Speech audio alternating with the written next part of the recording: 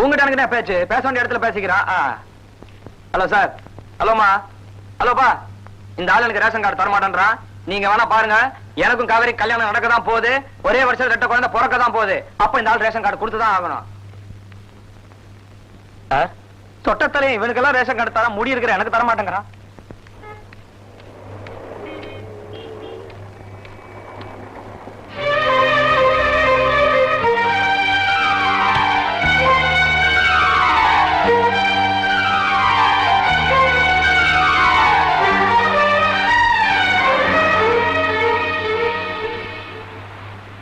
இதுல தப்பா நினைக்கிறதுக்கோ சந்தேகப்படுறதுக்கோ எதுவுமே இல்ல.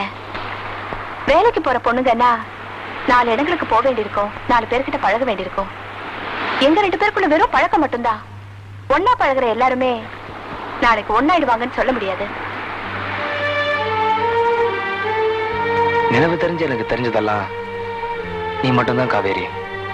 உனக்காக நான் எதை வேணாலும் தாங்கிக்குவேன். ஆனா நீ இல்லைன்னா அதை மட்டும் என்னால தாங்கிக்கவே முடியாது. நீ சாதாரணமா பழகுறதும் பேசுறதும் மத்தவங்க தப்பா பேசும்படியா முடியறதுக்குள்ள நம்ம கல்யாணத்தை முடிவு பண்ணணும். சரி, இப்ப நம்ம கல்யாணம் பண்ணிக்கிறதாவே வச்சுக்குவோம். கல்யாணம் பண்ணிக்கிட்டு குடும்பம் நடத்துற அளவுக்கு உங்களுக்கு என்ன வருமானம் வருது? இன்னைக்கு நான் ஒரு நிரந்தரமான வேலையில இருக்கேன். ஆனா நீங்க, உன் ஹஸ்பண்ட் என்ன பண்றாருன்னு யாராவது கேட்டா சும்மா பாட்டு பாடிட்டு தெரு தெருவா சுத்திட்டு இருக்காரு நான் சொல்ல முடியும். நீங்களும் ஏன் லெவலுக்கு வர வேண்டாம். சொல்லிக்கிற மாதிரி உங்களுக்கு இதுவரைக்கும் எந்த சந்தர்ப்பமும் வரல. சினிமாவில பாடுறது, சபாவில பாடுறது, இப்படி ஏதாவது வரட்டும், அப்புறமா நம்ம கல்யாணத்தை பத்தி பேசலாம். அட்லீஸ்ட் ஒரு சபாவிலையாவது சான்ஸ் வரட்டும். சான்ஸ் தானே, வாங்கிருவோம். எப்படி கோவிந்தா, பிரபலமானவங்க தானே சபால பாட முடியும். இவனை பிரபலமாக்கிட்டா புரியலையே. போக போக தெரியும் இந்த கோவிந்து யாரென புரியும்.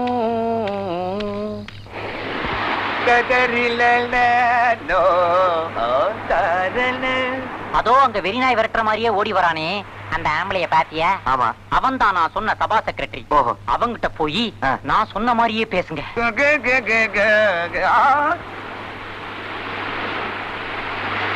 என்ன சார் இது சுத்த காட்டுற மாதிரி?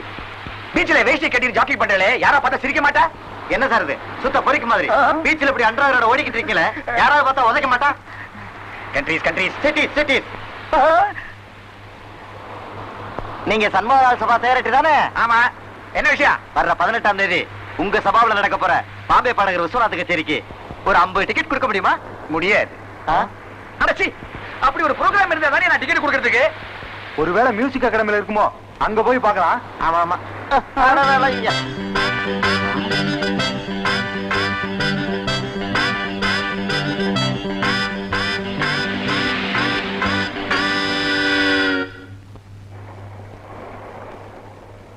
சீக்கிரமா 2 லிட்டர் பெட்ரோல் போடியா, சண்முக ஹாலுக்கு போகணும்.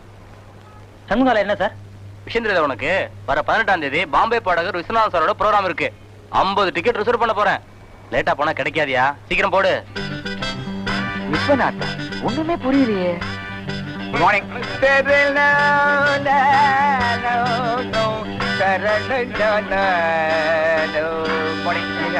என்னங்க இன்னைக்கு இவ்வளவு கும்பல்? என்னடா இது ஒரே கூட்டா? யாரோ விஸ்வநாத்தா, அவர் நம்ம சபாவில பாடுறாருன்னு நினைச்சுக்கிட்டு ஆளுக்கு டிக்கெட் கேட்டு தொல்லை பண்றாங்க சார். யார் சார் அந்த விஸ்வநாத்? விஸ்வநாத். வணக்கம் சார். வணக்கம். நான் queen Mary's college hostel secretary. எங்க கேர்ள்ஸ் எல்லாம் விஸ்வநாத் ப்ரோகிராமை கேட்கணும் ரொம்ப ஆடம் பிடிக்கிறாங்க. எனக்கு ஒரு 300 டிக்கெட்ஸ் போதும் சார். இந்தாங்க பணம். சாரிமா, விஸ்வநாத் ப்ரோகிராம் எங்க சபால் இல்ல. வேற ஏதாவது சபால் இருக்கலாம். முடிஞ்சா அடுத்த மாசம் எங்க சபால் அரேஞ்ச் பண்றேன்.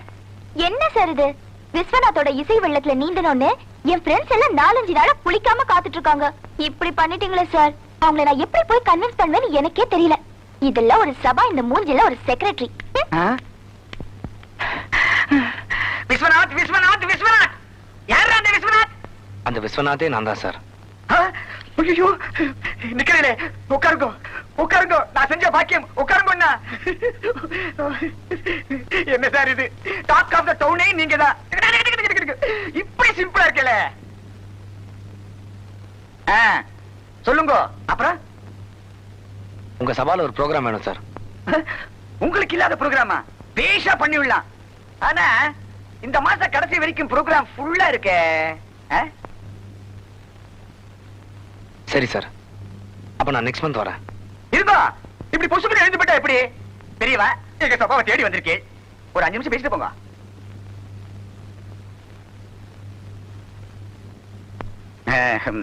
சார் கோச்சுக்கல, என்ன ஒரு சின்ன ஆப்ளிகேஷன். என்ன சார்? ஒண்ணுமில்லை, எனக்கு வேண்டப்பட்ட ஒருத்தர் மூர்த்தின்னு பேரு, அவருக்கு நாளைக்கு கல்யாணம்.